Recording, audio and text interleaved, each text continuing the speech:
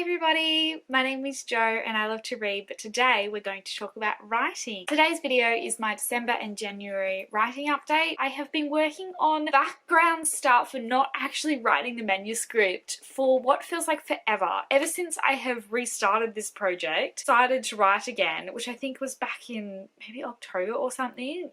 I have been working on the outline, I've been working on the characters' backstories, I've been working on the world building. And that is so important, it really is, but it's been so frustrating because I've just wanted to get it done. And I do have a couple of reasons about why it's taken me so long, because the main thing is I had done the bulk of my notes for this new version in a program called Evernote.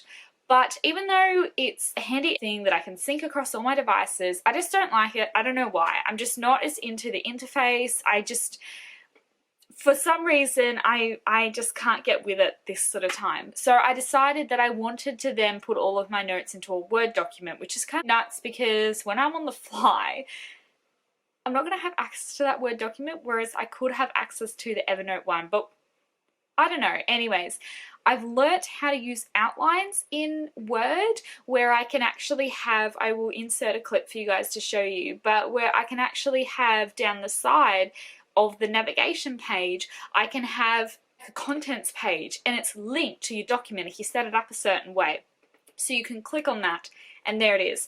I've been thinking about doing a bit of a guide to outlines, a PDF guide for someone to set up their own outlines if this kind of thing appeals to you. But it's really handy if you just want to work in Word. I know that there was a lot of buzz about Scrivener and I think some people really love it, but particularly for me, I heard about Scrivener about, I don't know, 7 years ago when I was following pretty heavily an author called Natasha Lester, and I actually got her 2 hours to Scrivener Power course to get to use Scrivener, and I think it as a program is pretty good because I don't think it has a subscription, whether that's changed now, but when I bought it, it was a one-time purchase, which was fantastic.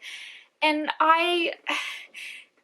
it's cool, but I don't think it was necessary. It was one of these things that, because I had a lot of disposable income back then, it doesn't bother me that I haven't really used it, but right now, if I would have to spend $50 on it, which I think was roughly how much it costs, it would have made me quite mad because I don't actually like it and I really like Word, especially coming into this from a self-published perspective. I've found well, I didn't find it. I learned it from my favorite self-published YouTuber at the moment, Bethany Altazada. So I will link her channel down below because she's fantastic. I don't know when I'll stop talking about her because she's like such an inspiration and a motivation and a great knowledge source. So if you're wanting to self-publish, please go check her out. But she linked how she does her book formats because it's one of her videos also focus around, she has a lot of videos about like money to do with self-publishing and how to do it a little bit, like, I don't say cheaper, but how to do it without spending money unnecessarily, I suppose. And she linked this website, which is DIY book formatting, where you can actually download these Word documents that format the book properly for you so that it's actually formatted the way that you would then send it off to your distribution site. There's still a bit of work at that point to be done because I'm pretty sure for a lot of them you send a PDF or an EPUB doc, not a Word document,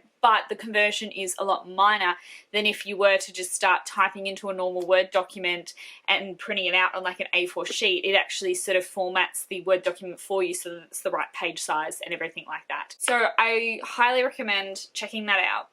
And since learning that, I've been typing straight into a Word document, and it's actually what taught me as well how to do these outlines. So I'm thinking about doing I haven't done it yet. I'll leave a text up here if I will, but if not, I'll let you guys know. But I've been thinking about ways to incentivize people to sign up to my newsletter. And so the idea that I got was writing a bit of a guide to outlines and how to create your own outlines yourself in Word so that you can have that linked contents page there. It'll be free if you sign up to my newsletter. So maybe I'll do that. If someone will be interested in that, I don't know. Anyways, we'll see. I didn't want to do an update, a writing update, when I was saying that I'm still doing the same stuff with my notes. I'm still working on the web and stuff. And technically, as of right now filming this, I'm still working on my outline. Hopefully I'll be able to put text up that says, I'm done with my outline. I can start writing the novel now, finally.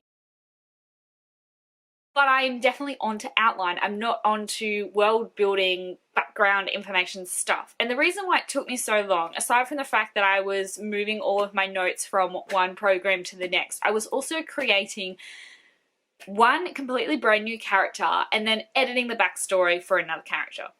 So this was a bit of a surprise to me that all of this was going to happen, and truly I didn't actually know that this extra character was going to be added, except for the fact that I have actually written the first chapter, I believe. I wrote the first chapter, discovered that there was this whole other character and backstory to my main character that just adds all this stuff. So I was writing all that stuff down. It was cool, it was a nice time. In terms of when I did this and why it took so long, so what are we going back to December, that's right. So in December, I was still doing the final touches on my grandpa's memoir. So this is it here. I don't know if I've showed anybody properly yet. I think it's maybe in, I don't know if I showed you guys. I think I just put it in a live. That's the back of it. So I produced this with my grandpa. I got it printed and typed it all up, but he wrote it all out. And it's so good, so fantastic. So I don't know if anybody's interested in doing this because I've been talking about it for a while. I might do a bit of a flick through for you guys. But I'm just so proud of how it's come out. And then after that, I wanted to have a break. I was going to give myself a week off. I didn't. But then at some point after that, I did end up giving myself time off, and I didn't get back to it for a very long time. And it wasn't until in the final days of December that I was like, you know what? I don't want to have end this year not having worked more on my book. We went away to Daniel's cousins in Canberra and just chilled out there. It was really fun, but I spent a lot of time there revitalizing the book and working on it and things like that. I had a really awesome brainstorming session with them that I kind of added a bit of an extension to the standard elemental magic that you're used to seeing. So that's really cool, and it's sort of added this extra awesome layer to the book that I didn't think was going to be there. So it's going to be super fun to put that in there, and just to think that that wouldn't have happened if we hadn't have stayed there and had that brainstorming session with Daniel's cousin, who's not a reader of books, but he said that my idea sounds good, so he would read it one day. We'll see. I won't hold anybody to that, but that was kind of cool to hear. And then after that, I slowed back down again, which absolutely sucked. But the thing was, I lost my motivation to do all of this outlining stuff, but I wouldn't move on until I'd done it, because I needed to know where I was going. So that was really frustrating, and I've just been working on it in spits and spats until finally in, I think, February. So January I was quite slow, and it was finally in February that I decided, or not decided, but I don't know whether I'd had enough of a break or I just wanted to pick up the pace again, but I just sort of started working on it more regularly. And now mid-February I have completely finished all of the backstory that I need to do, all the character notes, all the lore stuff that I need to do at this point.